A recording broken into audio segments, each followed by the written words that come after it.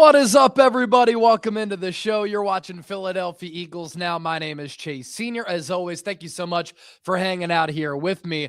Coming up here on this edition of the show, this Adam Schefter report from earlier could lead to a crazy offseason for the Eagles, but also for other teams across the National Football League. Before we get into that, I put up my first 7-round mock draft. It's up on the channel from earlier. Let me know what you think of it, and be sure to check that out. And also, St. Patrick's Day is coming up. I know a lot of you like to party. We like to party here on Philadelphia Eagles Now as well. So do you want to team up?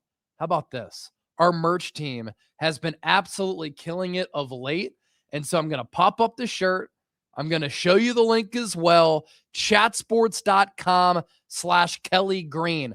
Become a member of the Philly drinking team and rep Philadelphia Eagles football while celebrating St. Patrick's Day with this limited edition 2026 Philly drinking team Kelly Green t-shirt. You can look good for St. Patty's Day, and when you look good, maybe you'll even get lucky, you little leprechaun. Chatsports.com/Eagles Green. You see the link down below. I'm also going to make that the pinned comment of today's Philadelphia Eagles Now, and the link is in the description of today's show. We are selling these company-wide. I want to be number one here at Chat Sports, so get your shirts right now. Chatsports.com/Eagles Green. Great looking shirt, and you can be a member alongside myself, producer Chip, of the Philly drinking team, and get this limited edition shirts right now. All right, let's get the show underway. I'm producing this show on the fly because that's how we roll, because producer Chip was just shooting his Sixers video. And let's get into that Adam Schefter report. So Adam Schefter on his podcast earlier today said something very interesting, and he tweeted this out as well. With teams considering the upcoming free agent and draft classes to be subpar, there could be an uptick in trade activity this offseason. Well, Eagles fans know this, right? Here in the city of Philadelphia, there is one man who's always willing to wheel and deal and make trades, especially if that means that he can improve his football team, and that's Eagles general manager Howie Roseman. Always one of the more aggressive general managers across the sport, and that's why he's one of the best executives in all of professional sports. Now, we do have some important NFL offseason dates coming up just to be aware of. February 17th is the NFL tag window. That's when teams can put the franchise tag on players. And then March 9th is pretty much the start of NFL free agency. Starting March 9th, which is going to be here in less than a month. NFL Combine at the end of this month. We're going to be in Indianapolis for the NFL Combine. But March 9th is the start of the legal tampering period. This is when teams can negotiate with players and their agents, and they can pretty much get these contracts done. And then a couple of days after that, once the new league year is official, that's when those deals can be officially official, where you put pen to paper. Shout out Frank Gore. During the tampering period many years ago, it looked like he was going to sign with the Eagles and Chip Kelly, and then he never made that deal official, and so he spurned the Eagles and he signed with the Indianapolis Colts. As far as the franchise tag goes, Eagles don't use them because they look at it as a bad business practice. The last time the Eagles used the franchise tag on a player was in 2012 when they placed it on wide receiver DeSean Jackson. And I think that this is a very smart roster building philosophy by Howie Roseman, because you think about it, right? When you put the franchise tag on a player, it's the average of the top 5 highest paid players at that position, if I'm not mistaken, right? And so the team isn't really getting great value. You're overpaying for that player, number one. And then there's no long-term commitment either.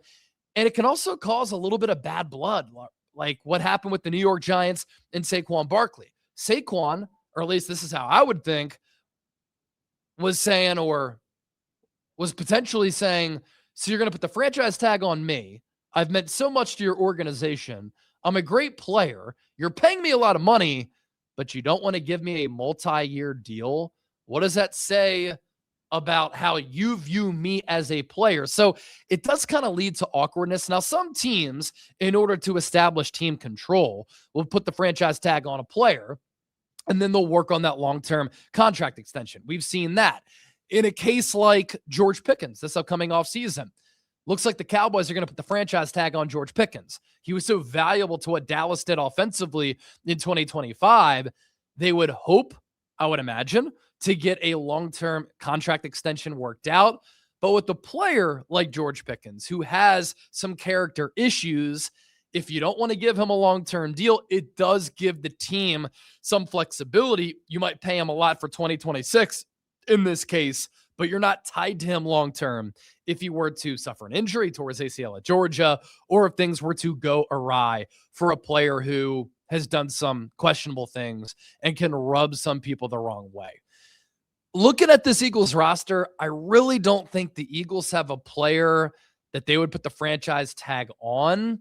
If you're thinking about a player who the Eagles could tag and trade, that is also an avenue and an option.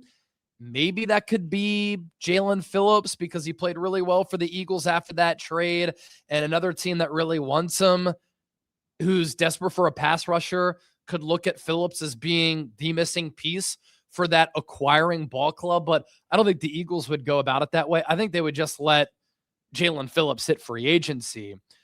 But going back to what Schefter said,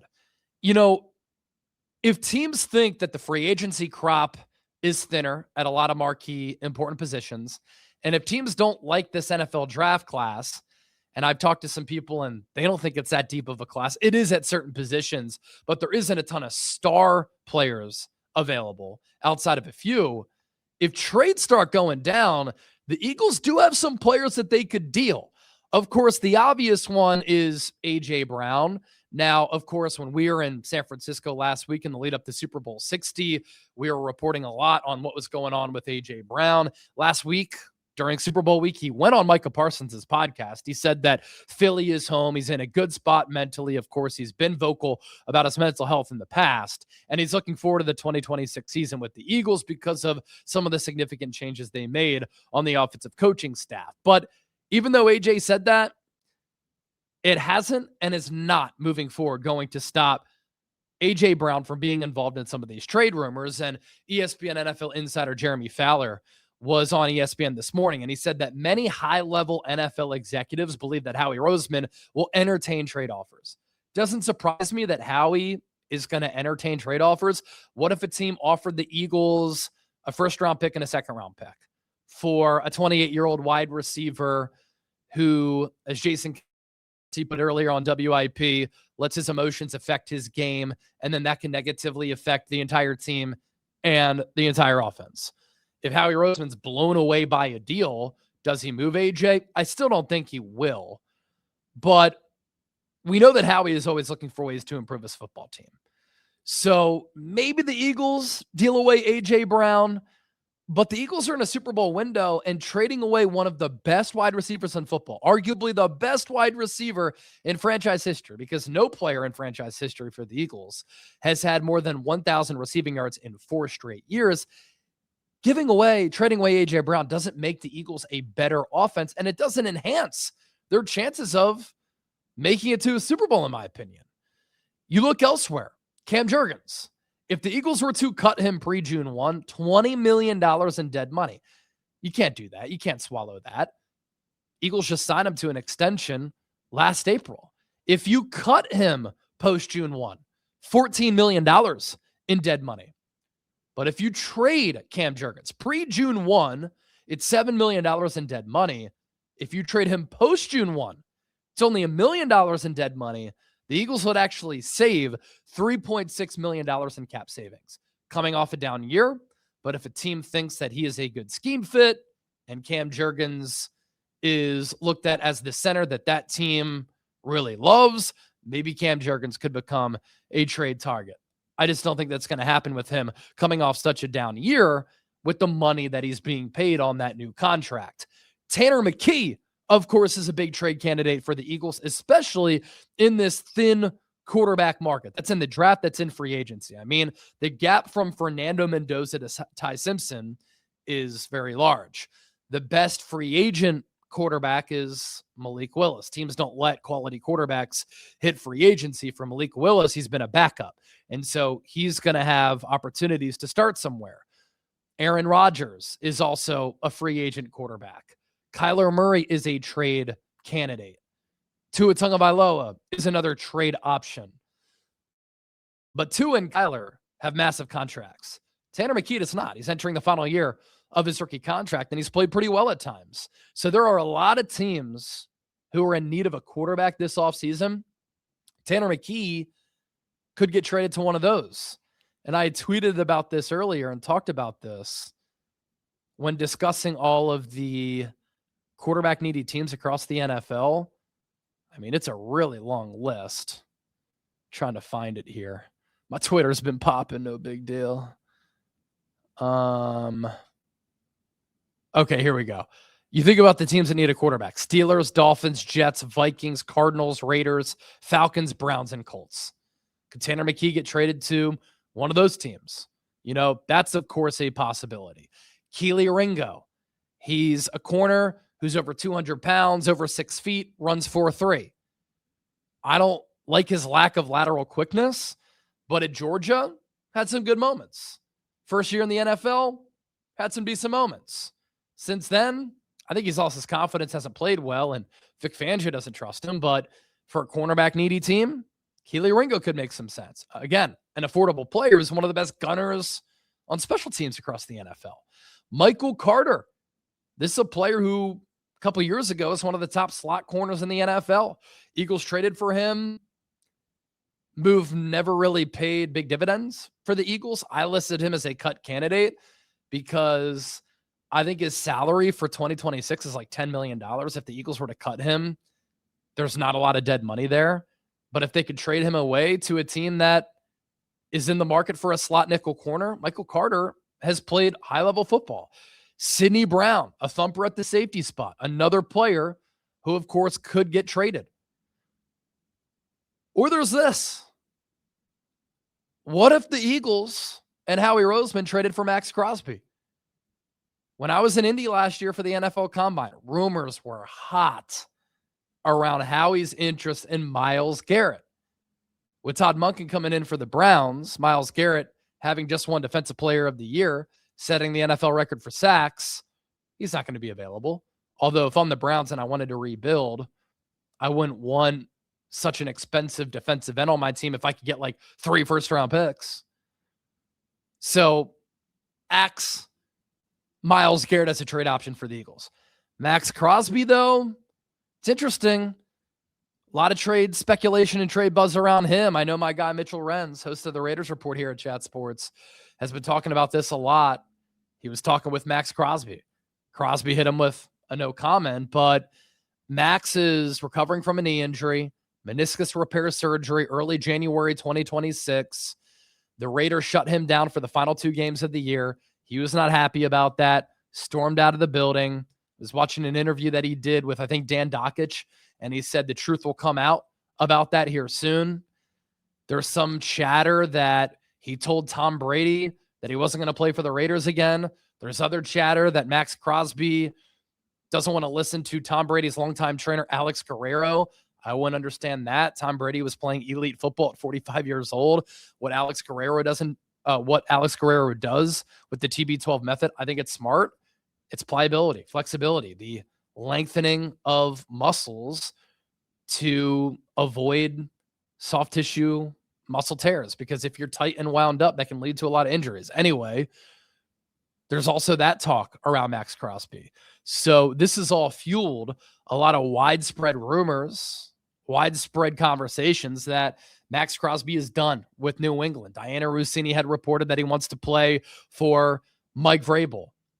He's expressed frustration with the constant chatter, saying he just wants to play football, focus on his health and recovery, be left alone. He goes to the facility, comes home. That's pretty much his life at this point. But when you're a star player, this chatter obviously is coming from somewhere, right? People are going to talk about it. Now, I will say he has, I think, the second highest cap hit of any player in the NFL in 2026. Maxx Crosby isn't like an elite athlete. He was a 5th round pick, if I'm not mistaken, right? He's not like the twitchiest guy.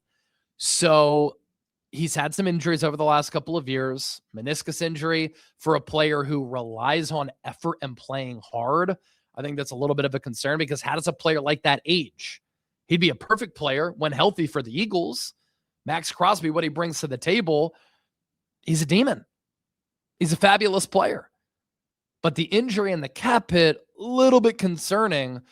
But if Howie Roseman feels like he needs a pass rusher, and that's a move that could put the Eagles over the top, and Maxx Crosby is willing to compete for a Super Bowl and finally play for a playoff contender, the Eagles could make sense for a trade destination for Maxx Crosby. So his future with Las Vegas, a little bit uncertain. I do think it was a good sign for Raider fans that Maxx Crosby attended the opening press conference for new head coach Clint Kubiak 2 days ago. That tells me he's kind of invested and interested in what Kubiak could bring. But if you're the Raiders, you have the number 1 pick. You take Fernando Mendoza. You have Ashton Genty. You have Brock Bowers. If you trade Crosby for like 2 1s or a 1st, a 2nd, and a 3rd, I don't know, just throwing it out there, and that helps you rebuild, those draft picks, that could be very valuable for you. Is that worth it? To help you rebuild, getting rid of an expensive, older, aging, banged up pass rusher? If I was the Raiders, I would look into making that move. And I've said that here for a pretty long time. So Adam Schefter, with that report that this offseason could get crazy. I can't wait for it. We're going to have you covered every step of the way right here on Eagles Now. I love talking birds. So doing this show is an absolute pleasure and a blast. If you enjoyed today's show, you're still watching, give me a real one down below. More videos to come all throughout the rest of the week and the weekend, because this is what we do. And I'll catch you soon here on Philadelphia Eagles Now. Thank you so much for watching. Our quarterback, Super Bowl champ, Super Bowl MVP. Just have to let the people know.